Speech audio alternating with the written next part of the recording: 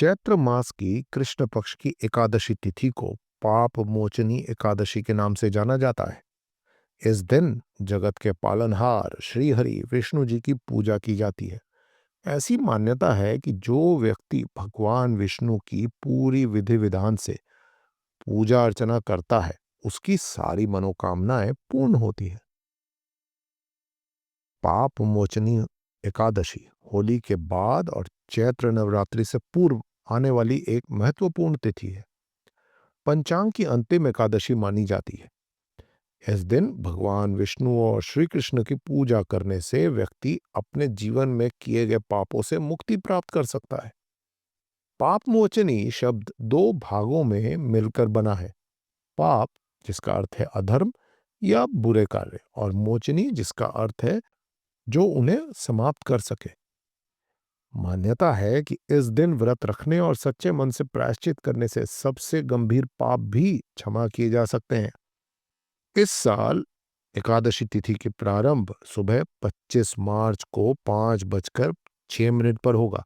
वहीं एकादशी तिथि का समापन 26 मार्च दोपहर में 3:45 पर होगा।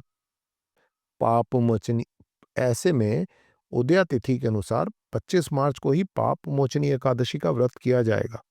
वहीं व्रत का पारण अगले दिन यानी 26 मार्च को दोपहर में 12 बजे के बाद किया जाएगा। आइए आगे चलते हैं और जानते हैं पाप मोचनी एकादशी की पूजा विधि। लेकिन आगे बढ़ने से पहले आप हमारी इस वीडियो को दोस्तों लाइक और शेयर अवश्य करें और चैनल को सब्सक्राइब कर लें। पूजा विधि: सुबह ब्रह्म मुहूर्त में उठकर स्नान कर लें और उसके बाद भगवान सूर्य को जल अर्पित करके व्रत का संकल्प लें।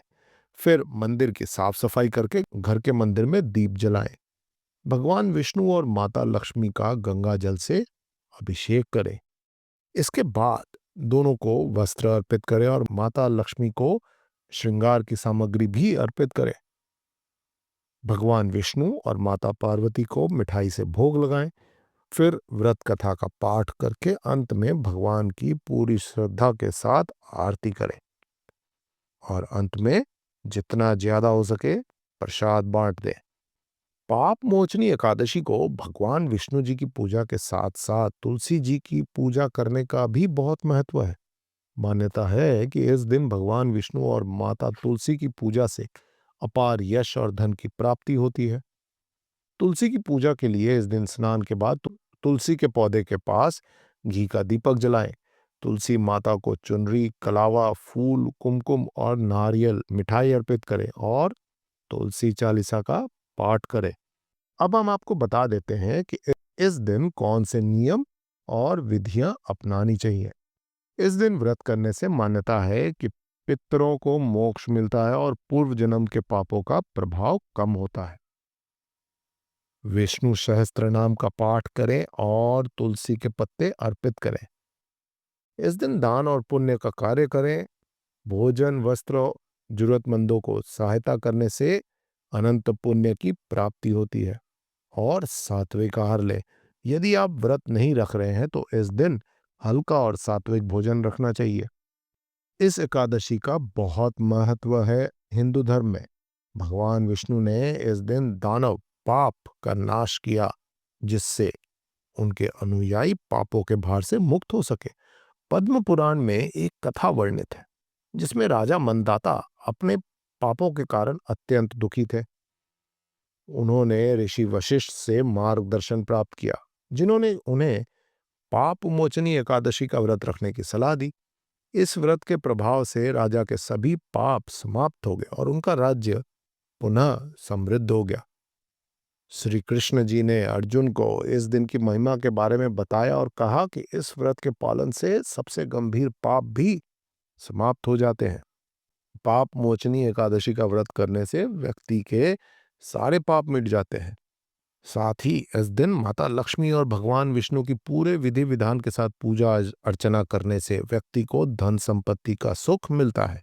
साथ ही माता लक्ष्मी का घर में वास होता है।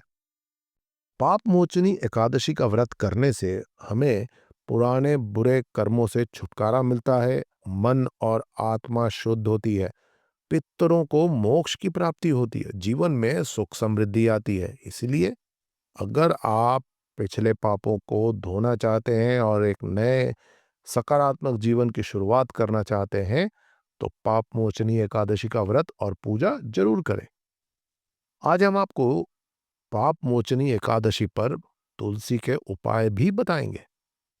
धर्मशास्त्रों में बताया गया है कि तुलसी जी माता लक्ष्मी का ही रूप है। माता लक्ष्मी का तुलसी में वास भी है, इसलिए पाप मोचनी एकादशी के दिन तुलसी माता की पूजा करनी चाहिए। उनके सामने दिया जलाना चाहिए। ऐसा करने से भगवान विष्णु के साथ माता लक्ष्मी की भी कृपा प्राप्त होती है। इस दिन तुलसी के पौधे में कलावा बांधकर खुशहाल वैवाहिक जीवन के लिए प्रार्थना करनी चाहिए। ऐसा करने से वैवाहिक जीवन खुशहाल बना रहता है। इस दिन तुलसी माता को सुहाग का सामान और लाल चुनरी अवश्य चढ़ानी चाहिए। ऐसा करने से शादीशुदा जीवन में प्यार बना रहता है। एक चीज का अवश्य ध्यान रखें कि पाप मोचनी एकादशी के दिन भूलकर भी माता तुलसी को जल नहीं चढ़ाना चाहिए। इतना ही नहीं, इस दिन भूलकर भी तुलसी के पत्तों को नहीं तोड़ना चाहिए। ऐसा करने से भगवान विष्णु नाराज हो जाते हैं।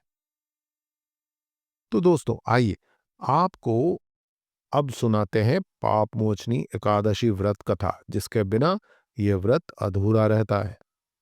प्राचीन काल में एक खूबसूरत वन था जिसे चित्ररथ कहा जाता था। इस वन में महर्षि मेधावी तपस्या करते थे, जो बेहद ज्ञानी और तेजस्वी ऋषि थे। एक दिन इंद्रदेव के अनुरोध पर कुबेर जी ने वसंत उत्सव का आयोजन किया। इस अवसर पर अनेक सुंदर अप्सराएं, गंधर्व और किन्नर वसंत उत्सव में शामिल हुए। जब अप्सराओं की नजर मेधावी ऋषि पर पड़ी तो वो उनके तेज और रूप से मोहित हो गई। उन अप्सराओं ने मेधावी ऋषि का ध्यान आकर्षित करने के लिए कई प्रयास किए, लेकिन ऋषि जो ब्रह्मचर्य का पालन कर रहे थे, मनहुंद्रा अप्सरा की सुंदरता से प्रभावित हो गए और उन्होंने अपना व्रत तोड़ दिया।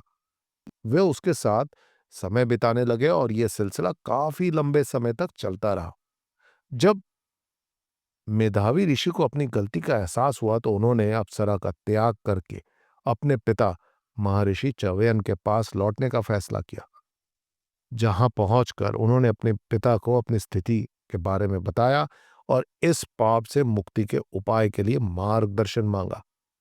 तब महर्षि ने पाप नाशक व्रत, जिसे पाप मोचनी एकादशी कहा जाता है, उसका महत्व समझाया और आज्ञा दी इस व्रत को रखने के लिए।